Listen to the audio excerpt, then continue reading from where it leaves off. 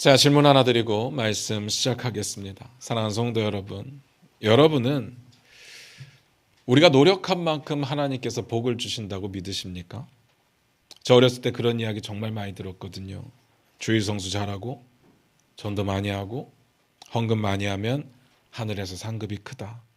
여기서 상급은요, 그냥 상이 아니라 차별화된 등급이 있는 말 그대로 상급을 말하는 겁니다. 그 중에서도 큰 상을 받게 될 거다.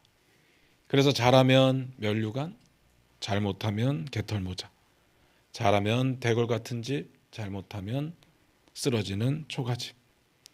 분명한 차등이 있다라고 저희는 배웠습니다. 그리고 이런 보상은 이 땅에서도 분명히 주어진다고 배웠습니다. 대표적인 예로 록펠러라고 하는 엄청난 부자가 있었잖아요. 그 사람이 11조를 계산하기 위해서 직원을 40명을 뒀다라고 하더라고요. 그런 부자들의 이야기를 하면서 거봐라, 11조 잘하면 이렇게 부자가 될 수 있다 배웠습니다. 저는 11조 잘합니다. 잘난 척하려고 하는 게 아니라 잘합니다. 그리고 마음속에 늘 더 드리고 싶습니다. 그리고 드릴 때 정말 기쁨으로 드립니다. 그래서 부자가 됐느냐? 글쎄요, 부자는 아니고요. 늘 돈은 없더라고요. 일단 헌금 잘하면 부자 된다는 이야기는 아닌 것 같아요. 그런 분들도 계실지 모르겠지만 모든 사람에게 보편적으로 적용되는 것은 아닙니다. 오늘 말씀 같이 보면서 그 이야기를 좀 나눠보도록 하겠습니다. 사무엘하 7장 8절입니다. 같이 읽겠습니다. 시작. 그러므로 이제 내 종 다윗에게 이와 같이 말하라. 만군의 여호와께서 이와 같이 말씀하시기를 내가 너를 목장 곧 양을 따르는 데에서 데려다가 내 백성 이스라엘의 주권자로 삼고. 오늘 말씀이 이렇게 시작했습니다. 그러므로. 이런 단어는 무조건 중요합니다. 그러므로라고 하는 단어가 보이면 무조건 앞의 내용을 찾아봐야 됩니다. 그냥 그렇게 생각하시면 됩니다. 이건 자동입니다. 그렇다면 오늘 본문도 마찬가지로 앞의 내용을 무조건 봐야 되겠죠. 오늘 본문의 앞의 내용이 뭔가 하면 지난주에 우리가 봤던 내용입니다. 다윗이 하나님의 집을 짓고 싶습니다 라고 나단에게 말을 했고, 나단이 뭐라고 했습니까? 당신 하나님과 함께하는 사람이니까 당신 마음에 있는 생각 그대로 행하시면 됩니다 라고 했습니다.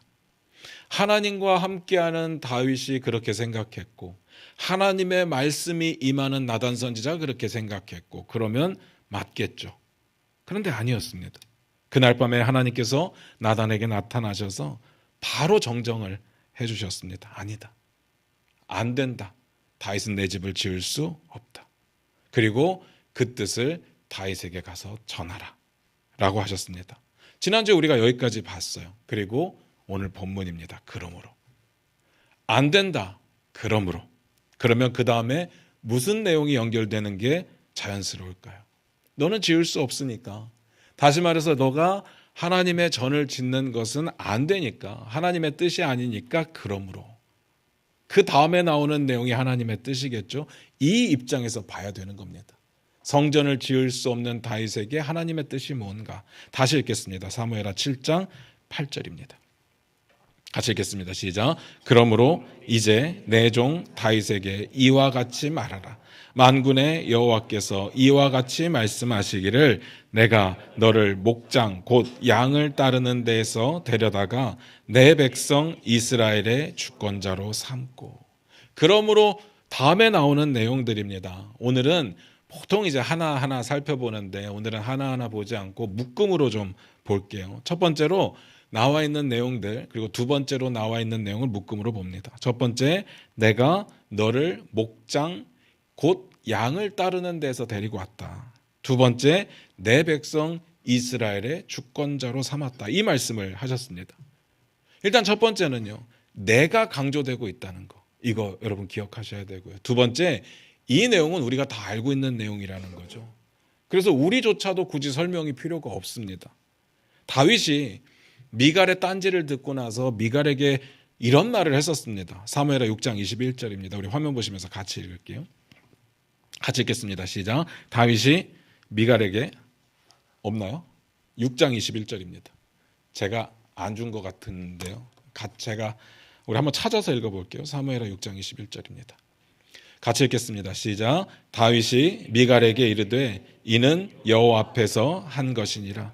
그가 내 아버지와 그의 온 집을 버리시고 나를 택하사 나를 여호와의 백성 이스라엘의 주권자로 삼으셨으니 내가 여호와 앞에서 뛰놀리라. 여기 이런 내용이 나와요. 하나님께서 너의 아버지 사울을 버리시고 사울의 집안을 다 버리시고 그리고 나를 택하셨고 나를 택해서 이스라엘의 주권자로 삼았다. 오늘 본문에 나와 있는 내용이 그대로 나와 있습니다. 그러니까 다시 말씀드려서 다윗이 다 아는 이야기예요. 다 아는 이야기를 미갈에게 했었고 오늘 내용은 그 이야기를 다윗에게 다시 전해주라는 거예요. 너무 이상하지 않습니까? 궁금하잖아요. 다 아는 이야기인데 다윗이 모르는 내용도 아니고 다윗이 다 알고 있는 내용인데 하나님께서 굳이 나단더러 다윗에게 가서 이 이야기를 꼭 전해주라는 겁니다. 그것도 하나님의 집을 짓고 싶다고 말하는 다윗에게. 오늘 본문을 묵상하면서 고민이 많이 되었습니다. 이게 뭘까? 왜 집을 짓고 싶다는 다윗에게 이렇게 말씀을 하실까? 다윗이 안 된다고 말씀하셨는데 그 이유는 뭘까? 그래서 지금까지의 다윗의 행동과 말을 다시 한번 점검을 해봤어요. 뭐가 문제일까요? 하나님께서 뭔 말씀을 하시고 싶은 걸까? 다윗이 행했던 일련의 행동들 그리고 일련의 말들을 보니까 반복되는 패턴 같은 게 하나 보입니다. 다윗이 하나님을 사랑하는 거 의심하지 않습니다. 하나님을 믿는 거 의심하지 않아요. 그런데 문제가 생길 때마다 다윗이 보였던 패턴이 있다라는 거죠. 제가 세 가지만 예를 들어볼게요. 첫 번째, 다윗이 이렇게 말을 했어요. 내가 언약궤를 가져오겠다. 우리 사무엘하 6장 2절을 같이 한번 읽어볼까요? 같이 읽겠습니다. 시작. 다윗이 일어나 자기와 함께 있는 모든 사람과 더불어 바알레 유다로 가서 거기서 하나님의 궤를 메어 오려 하니 그 궤는 그룹들 사이에 좌정하신 만군의 여호와의 이름으로 불리는 것이라. 내가 가져오겠다라고 직접적으로 말을 하지는 않았지만 다윗이 메어 오려고 했다니까 그 뜻이겠죠. 잘 됐나요? 안 됐습니다. 왜 안 됐어요? 하나님의 방식이 아니었거든요. 하나님을 사랑하지 않는 게 문제가 된 것은 아니에요. 하나님을 사랑했습니다. 어느 누구도 의심하지 않아요. 그런데 자기 방식대로 하나님의 언약궤를 가지고 오려고 했던 게 문제가 된 겁니다. 그러니까 하나님께서 막으셨죠. 언약궤를 막으세요. 그러니까 소가 날뛰고 그래서 언약궤가 떨어질 것 같으니까 우사라고 하는 사람이 붙잡고 우사는 그 자리에서 죽죠. 다윗이 언약궤를 가지고 오려고 했던 이 1차 시도는 처참하게 실패했습니다. 사람까지 죽었거든요. 다윗은 이렇게 생각했던 것 같아요. 내가 최선만 다하면, 내가 열심히만 하면 하나님도 기뻐하실 거야 라고 생각했던 것 같아요. 이게 문제였습니다. 두 번째, 다윗이 이런 말을 했더라고요. 언약궤가 들어올 때 그리고 미갈과 트러블이 생겨서 내가 배에 에봇을 입는 거 그리고 내가 춤을 추는 거 이거 변명하면서 끝부분에 이런 말을 합니다. 내가 뛰놀리라. 내가 뛰놀겠다라고 이야기를 해요. 하나님의 언약궤가 들어오는 거 기쁜 거 다 합니다. 그래서 즐겁게 춤추는 거 좋습니다. 그리고 특히 배 에봇을 입는 거 겸손함이라고 말씀을 드렸어요. 좋습니다. 그런데 이런 행동들이 미갈을 불편하게 한 거잖아요. 왜 그랬을까? 미갈은 어떤 부분이 불편했다고요? 정말 왕이 입을 수 없는 정말 체면 떨어지는 배 에봇을 입었기 때문에 불편했을까요? 아니면 성경에 나와 있지는 않지만 우리가 보통 해석하고 예상하는 대로 정말 춤을 추다가 민망한 속살이 드러나서 불편했을까요? 저는 그렇게 생각하지는 않아요. 이건 표면적으로 드러난 거지. 이런 일들이 있기 전에 다윗이 미갈의 마음을 많이 아프게 했었기 때문이라고 저는 믿습니다. 그게 문제였죠. 잘 보세요. 다윗이 왜 그랬을까? 다윗은 알았습니다. 자기가 왕이 될 거라는 거. 하나님의 뜻이 자기에게 있는 거 알았어요. 기름 부음도 받았습니다. 자기는 왕이 될 거예요. 그런데 하나님의 때를 기다리면서 그냥 기다린 건 아니에요. 다윗의 일생을 잘 보면요. 그 왕이 되기 위해서 자기가 할 수 있는 모든 일들을 다 했습니다. 다윗이 뭐까지 했습니까? 미갈과 관련돼서 유다의 왕이 되자마자 이스라엘 왕 이스보셋에게 전령을 보내서 뭐라고 해요? 미갈을 돌려달라라고 하잖아요. 아브넬과도 몰래 그런 약속을 맺었었습니다. 얼마나 철저하게 이걸 준비했는지 몰라요. 아니 다른 남자와 결혼해서 잘 살고 있는데 돌려달라고 했다고요. 이거 사랑 아니라고 했습니다. 정치적인 의도가 숨어 있다고 했어요. 어떤 정치적인 의도요? 나 사울 집안 사람이야. 나 사울 집안 사람이야를 다른 사람들이 다 보기를 원했던 겁니다. 그래야 사울 집안 사람이야. 이어야 다윗이라고 할지라도 이스라엘의 왕이 될 자격이 있는 것처럼 보이니까. 많은 사람들이 그렇게 받아들여야 자기가 수월하게 왕이 될 수 있으니까. 근데 생각해 보세요. 이런 행동들이 미갈의 마음을 얼마나 찢어놨겠냐고요. 다윗이 미갈하고 결혼할 때도 그랬잖아요. 사랑해서 결혼했다고 성경이 기록하지 않습니다. 왕의 사위가 되는 것이 기뻤기 때문에 결혼했다라고 되어 있어요. 당연히 미갈이 상처받죠. 미갈이 상처받았으니까 다윗의 이 행동에 대해서 딴지를 거는 것 아니겠습니까? 다윗은요, 하나님의 때가 될 때까지 당연히 최선의 노력을 해야 했었겠지만 누군가를 아프게 하면서까지 앞뒤를 가리지 않고 이런 노력을 한다? 좀 과하다라는 생각이 들어요. 그래서 사람들을 아프게 하는 거죠. 세 번째, 다윗이 이렇게 말합니다. 내가 하나님의 집을 짓겠다. 지난주에 본 내용이에요. 나 좋은 집에 살고 있고 하나님 후진 집에 살고 있으니까 내가 하나님을 위해서 하나님께 집을 지어드리고 싶다. 마음 자체는 기특하잖아요. 이거 의심할 여지가 없다고 했습니다. 그런데 문제는 하나님의 뜻과 달랐어요. 그리고 그걸 나단이 알아차리지 못했습니다. 하나님과 함께하는 사람이니까 그게 하나님의 뜻일 거야 라고 추측을 했습니다. 만약에 이게 진행이 됐다면 큰 사고가 날 뻔한 거예요. 얼마나 말이 안 되면 그렇게 빨리 그날 밤에 하나님께서 나단에게 나타나셔서 안 된다라고 이야기를 하시고 가서 전하라고 했겠습니까? 하나님의 집을 짓고 싶은 다윗의 마음은 진심이 분명한데 문제는 하나님의 뜻과 달랐다는 거죠. 이 세 가지 경우만 보더라도 하나님의 뜻과 다윗의 반응 사이에 일정한 패턴이 보여요. 다윗이 하나님을 사랑하는 게 맞습니다. 어느 누구보다도 하나님을 사랑해요. 그리고 하나님도 다윗을 좋아하시죠. 다윗과 함께 하셨습니다. 다 맞아요. 그런데 뭐가 문제냐? 다윗은 하나님의 뜻보다 항상 앞서 있다라는 거죠. 이 앞서 있다라는 표현이 조금 애매하지만 내가 하고 싶은 걸 하나님께 해드리고 싶은 마음이 굉장히 강했다라는 이야기입니다. 그래서 제가 이해하기 쉽게 내가라는 말을 써서 세 가지로 정리를 해드린 거예요. 내가 언약궤를 옮겨오겠다. 내가 뛰놀겠다. 내가 하나님의 집을 짓겠다. 뭐가 느껴지십니까? 다 나죠. 이 부분이 다윗의 일생 가운데 계속 문제를 일으키는 거예요. 이걸 우리는 보통 뭐라고 이야기를 하는가 하면요. 자기 공로라고 이야기를 합니다. 자기의라고도 하죠. 자주 말씀드리지만 교회 내 문제와 분란을 일으키는 사람들을 보면 이런 열심이 있는 사람들이 대부분이에요. 정말 아무 열심도 없는 성도가 교회의 문제나 분란을 일으키는 걸 본 적이 없습니다. 근데 열심이 있는 게 왜 문제가 될까? 열심 자체는 문제가 아닌데 내가 하고 싶은 걸 하려고 하는 게 문제가 되는 거죠. 하나님의 뜻보다 앞서서 내가 하고 싶은 걸 해내려고 할 때 항상 문제가 되더라고요.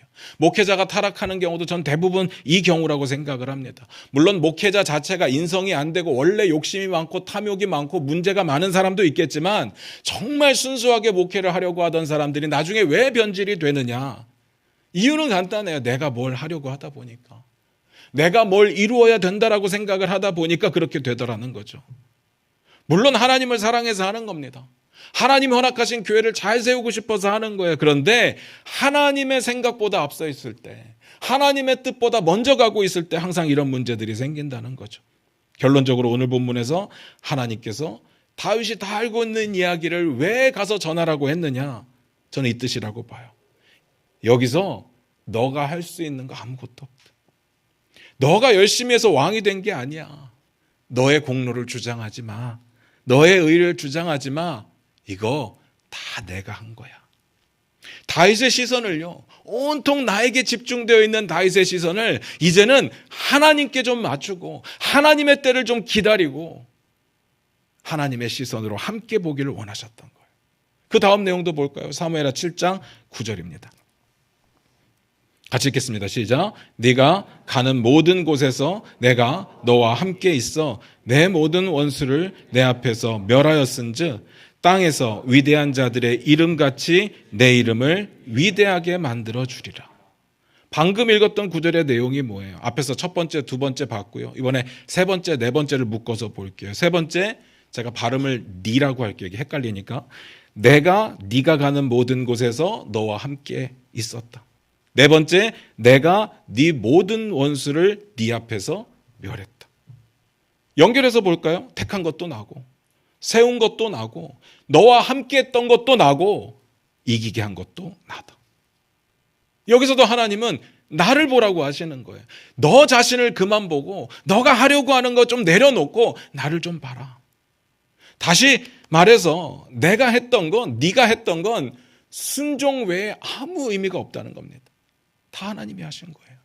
이렇게 연결이 돼요. 제가 이쯤에서 말씀드리고 싶은 게 있습니다. 순종이라고 하는 건요, 자발적인 순종이 정말 중요합니다. 근데 이 자발적이라고 하는 말이 곧 내가 하고 싶은 걸 내 방식대로 마음대로 해도 된다라는 이야기는 아니에요. 그리고 조금 더 나아가서 더 큰 복을 얻으려면 더 많은 일을 내가 해내야 된다라는 이야기도 아닙니다. 이거 진짜 중요해요. 이게 뭐라고요? 자기 공로, 자기 의라고요. 그 이야기가 아니라는 겁니다. 순종하고 자기 공로는 완전히 달라요. 그리고 자기 공로는 항상 보상을 기대하고 있다는 거죠. 잘 생각해 보세요. 하나님의 은혜가 뭡니까? 값없이 받는 거예요. 하나님이 값없이 주시는 게 은혜예요. 그런데 하나님의 은혜와 복이 우리가 뭘 얼마만큼 잘해냈느냐로 주어진다라고 생각한다면 말이 안 된다는 거죠. 우리가 이번 주에 나누었던 묵상의 내용 중에 이런 내용이 있었어요. 포도원에 품꾼을 들여보내는 주인의 비유가 나오는데요. 정시에 들어온 사람, 제3시에 들어온 사람, 제6시에 들어온 사람, 제9시에 들어온 사람, 제11시에 들어온 사람들이 있었어요. 주인이 일을 시키고 그리고 삭스를 나눠주는데 끝에서부터 나눠주는데 모든 사람들에게 다 한 데나리온씩을 줬습니다. 처음 온 사람이요. 그걸 보고 화가 난 거예요. 그리고 주인을 향해서 원망을 합니다. 뭐라고 원망했습니까? 나중 온 사람들에게도 한 데나리온을 주고 나는 아침 일찍부터 와서 더위와 싸워가면서 이렇게 열심히 일했는데 똑같이 한 데나리온을 준다고? 원망하면서 따져요. 자, 이 사람의 중심에 뭐가 있었습니까? 보상이요. 일한 만큼 받아야 된다는 보상이요. 우리가 가지고 있는 신앙의 논리가 딱 이 논리가 있기 때문에 예수님께서 그 비유를 말씀하신 거예요. 우리 안에 그런 생각이 있습니다. 열심히 하면 더 받아야지. 열심히 못한 사람은 덜 받아야지. 아니 뺏겨야지. 아닌가요? 근데 주인이 뭐라고 했습니까? 내 것을 가지고 내 멋대로 할 거다. 네가 무슨 상관이냐. 내가 선한데 네가 악하기 때문에 나를 악하다고 보느냐. 이건요, 하나님의 은혜를 말하는 거예요. 하나님의 섭리는요, 보상이 아니라 은혜라고 말하는 겁니다. 근데 우리의 마음 가운데는 열심히 해야 복을 누린다고 생각해요. 열심히 하면 더 많은 복을 누릴 수 있다고 생각합니다. 다윗의 마음이 그랬어요. 다윗이 왜 자꾸 하나님보다 앞서서 뭔가를 열심히 해내려고 하느냐? 그래야 복을 누릴 수 있으니까. 하나님을 사랑하는 거 그 거짓은 아닙니다. 하나님의 뜻에 대해서 가치를 두는 거 거짓 아닙니다. 그런데 내가 더 열심히 하면 하나님께서 더 큰 복을 주실 거야. 라는 마음이 있었다라는 거죠. 하나님을 사랑하지만 하나님을 온전히 알지는 못했던 것 같아요. 우리가 구별하셔야 됩니다. 순종과 자기 공로는 다르다는 거. 이게 구별이 쉽지 않아요. 순종인 것 같지만 자기 공로가 될 때가 있고 자기 공로인 것 같은데 또 순종처럼 보일 때가 있거든요. 방금 말씀드린 건 자기 공로예요. 그런데 구별하기 쉽지 않은데 구별하는 건 굉장히 단순합니다. 내가 하나님을 위해서 진짜 하고 싶은 거 있잖아요. 하나님이 허락하신 이 아름다운 교회 공동체를 위해서 하고 싶은 거 있잖아요. 그렇게 생각하는 것들이 있잖아요. 그런데 거기서 내가 빠져도 될까요?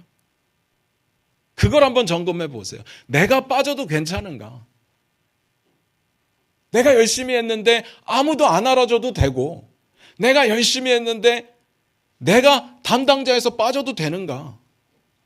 이게 마음의 상처가 된다면, 이게 불안하다면 그건 자기 공로일 가능성이 크다는 거죠. 그리고 하나님의 뜻에 맞는지도 점검해 보시면 됩니다. 하나님의 말씀을 찾아봐야죠. 그런데 우리의 마음 가운데 이런 생각이 든다면, 굳이 그렇게까지? 하나님은 중심을 보시는데, 하나님은 마음을 보시는데 뭘 성경까지 찾아서 확인을 해봐 라는 생각이 든다면 제가 무슨 말을 할지 아시겠죠? 방금 읽었던 구절 중에 이런 내용이 나옵니다. 네가 가는 모든 곳에 내가 너와 함께 있었다. 다윗의 입장에서 한번 생각을 해봤습니다. 다윗이 이 이야기를 들었을 때 어떤 생각이 들었을까? 다른 내용들은 다 받아들이기 쉬웠을 것 같아요. 하나님께서 너를 선택했어. 누구보다도 잘 알아요. 누구보다도 잘 알잖아요. 사무엘이 찾아왔을 때 아버지가 형제들을 부르는데 자기를 뺐어요. 자기 불려가지도 않았어요. 그런데 결국은 누가 기름 부음 받아요? 자기가 받아요. 마음속에 이런 생각했을 겁니다. 아, 선택은 이런 거구나. 아, 선택은 이런 거구나. 내가 불려가지 않았어도 내가 기름 부음 받는 거, 이런 게 선택이구나. 누구보다도 잘 알아요. 골리앗을 이긴 거예요. 어린 나이에 객기였을까요? 아니요. 만군의 여호와의 이름으로 돌멩이 몇 개 들고 나갔는데 이긴 거잖아요. 하나님이 하신 거 누구보다도 잘 알아요. 그런데 딱 하나. 하나님이 항상 너와 함께 있었다? 이게 받아들여질 수 있겠느냐고요. 다윗이 지었던 시 중에 이런 내용의 시가 있습니다. 한번 찾아볼게요. 시편 13편 1절부터 3절입니다. 우리 화면 보시면서 같이 읽겠습니다. 시작. 여호와여, 어느 때까지니까 나를 영원히 잊으시나이까? 주의 얼굴을 나에게서 어느 때까지 숨기시겠나이까? 나의 영혼이 번민하고 종일토록 마음에 근심하기를 어느 때까지 하오며 내 원수가 나를 치며 자랑하기를 어느 때까지 하리이까? 여호와 내 하나님이여, 나를 생각하사 응답하시고 나의 눈을 밝히소서. 두렵건대 내가 사망에 잠을 잘까 하오며. 어떤 느낌인지 아시겠죠? 이 시편이요, 다윗이 사울을 피해서 도망다니던 시기에 쓰여졌다라고 보는 견해가 지배적이거든요. 내용을 잘 보세요. 1절에 이런 내용이 나오잖아요. 하나님 나 잊으셨습니까? 어느 때까지 나를 피하겠습니까? 3절엔 이렇게 나옵니다. 하나님 나를 좀 생각해 주세요. 하나님 내게 응답해 주세요. 이게 어렵고 힘들 때, 사울에게 고통받고 있을 때 다윗의 심정이거든요. 물론 지나고 보면 다 하나님의 은혜였어, 이렇게 쉽게 말할 수 있겠지만 다윗이 그 당시에도 그걸 그렇게 받아들였을까? 내가 지금 고통 중에 있지만 너무 평안하다. 하나님이 결국엔 승리하게 하실 거니까 너무 평안하다. 그랬을까요? 전 아니라고 봐요. 만약에 그런 평안이 가득했다면 이런 시를 안 지었겠죠. 이렇게 힘들다라고 말을 하지 않겠죠. 그럼 뭐예요? 다윗은 버틴 겁니다. 정말 목숨 걸고 버틴 거예요. 하나님의 뜻이 있기 때문에 어떤 어려움이 있어도 버틴 겁니다. 다윗의 인내였고 다윗의 의지였어요.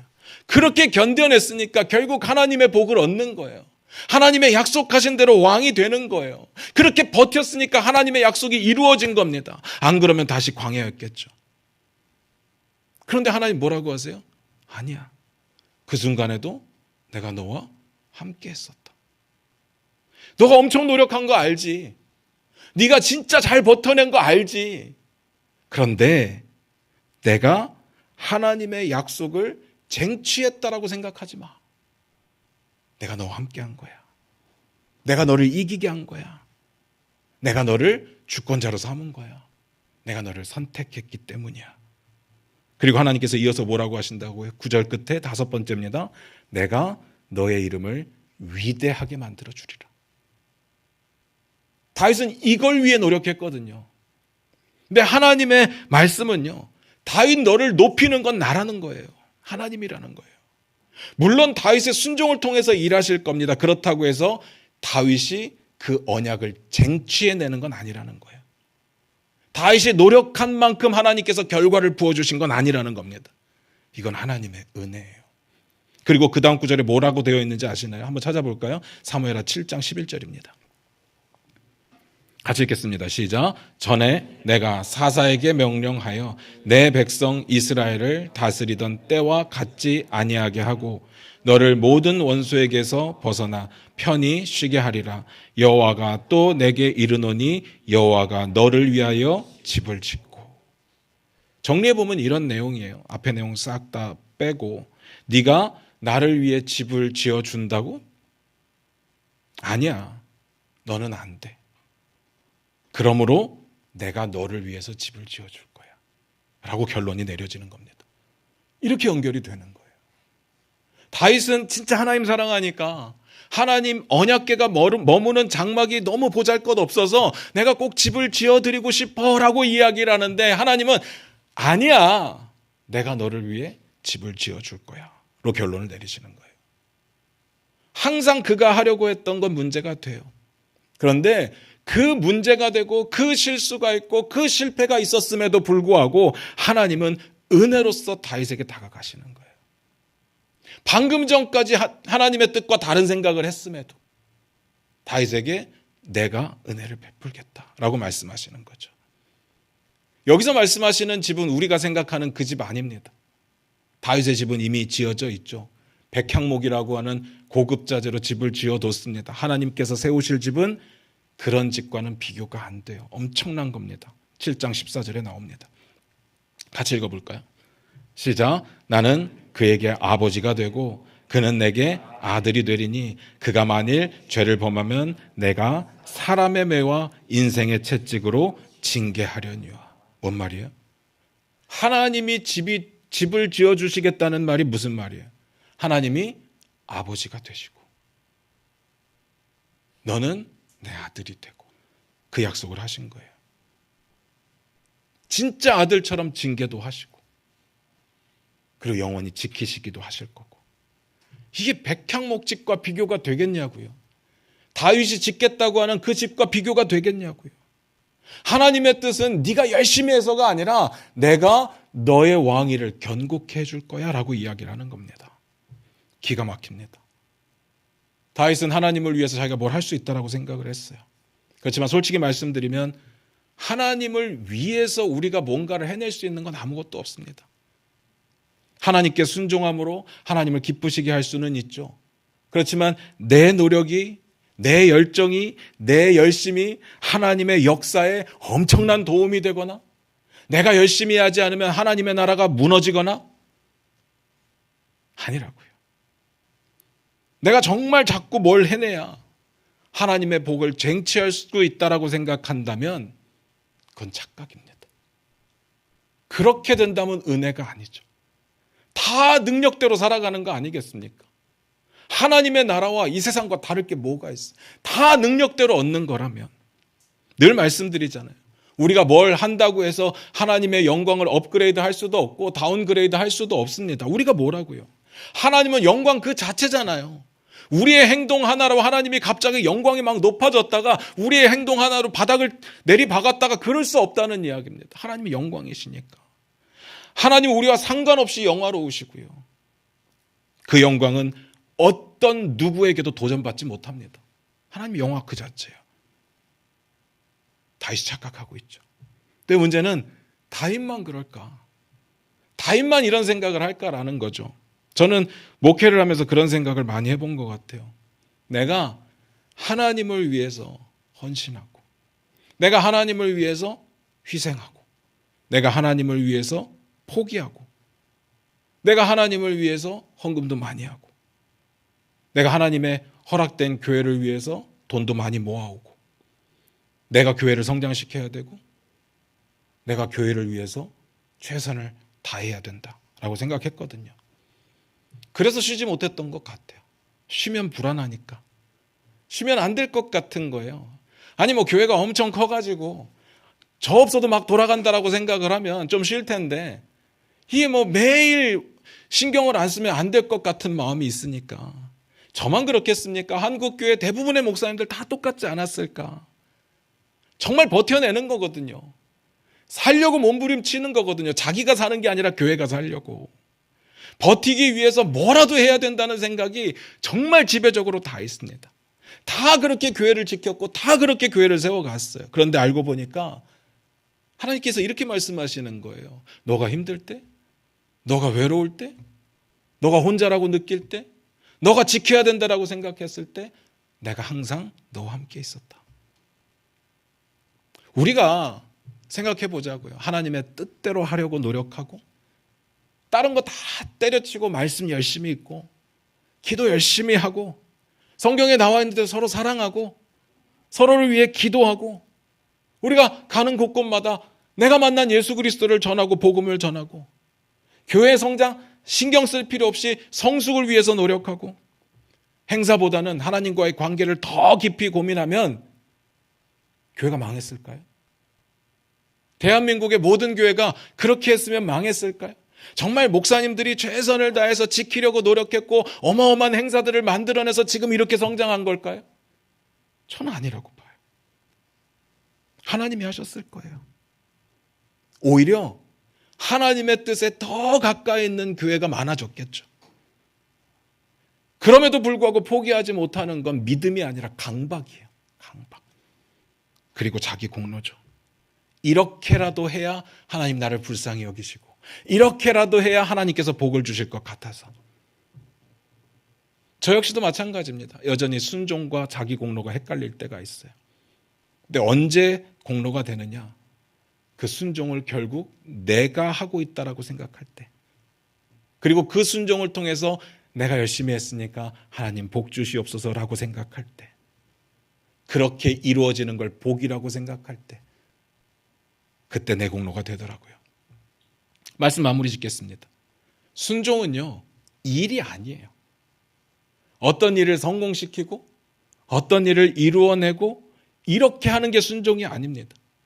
내 안에 나를 내려놓고 하나님의 뜻을 구하며 살아가는 거, 하나님이 움직이시는 방향, 하나님이 바라보시는 그 시선을 따라 움직이는 거, 하나님께서 부르실 때 아멘이라고 순종할 수 있는 거, 하나님이 시키시는 일이라면 어떤 일이라도 감당할 수 있는 거, 그게 크던 작던 사람들의 시선과 상관없이 하나님의 뜻이라고 생각한다면 하는 거, 그게 순종이에요. 대단한 일을 만들어내고 대단한 업적을 만들어내고 그렇게 열심히 살아야 하나님께서 약속을 이루어 주신다? 그렇지 않다고요. 나를 주장하지 않고 하나님의 뜻을 바라보는 게 순종입니다. 이게 없는 사람은요, 결국 내 욕심대로 살아요. 그리고 내 자랑으로 마무리하게 되는 겁니다. 사랑하는 성도 여러분, 우리가 잘해서 하나님께서 복을 주시는 게 아니에요. 성경에 뭐라고 합니까? 우리가 아직 죄인 되었을 때 하나님께서 우리를 사랑하셔서 하나밖에 없는 독생자 예수 그리스도를 이 땅에 보내서 나를 위해 죽게 하셨잖아요. 그게 가장 큰 복인데 다른 것들은 우리가 잘해야 복을 받는다고요. 하나님의 자녀는요, 좀 부족해도, 좀 모자라도, 좀 못해도 하나님을 사랑하는 그 믿음 때문에 하나님은 신실하게 약속을 이루어 주신다라는 거죠. 그게 은혜입니다. 은혜. 하나님은 은혜의 하나님이에요. 제가 정말 마지막으로 부탁드리고 싶은 건, 하나님 앞에서 뭘 해야 된다는 강박보다는요, 하나님과의 관계가 깊어지기 위해서 노력하시는 저와 여러분 되시기를 주님의 이름으로 부탁드립니다. 기도하겠습니다.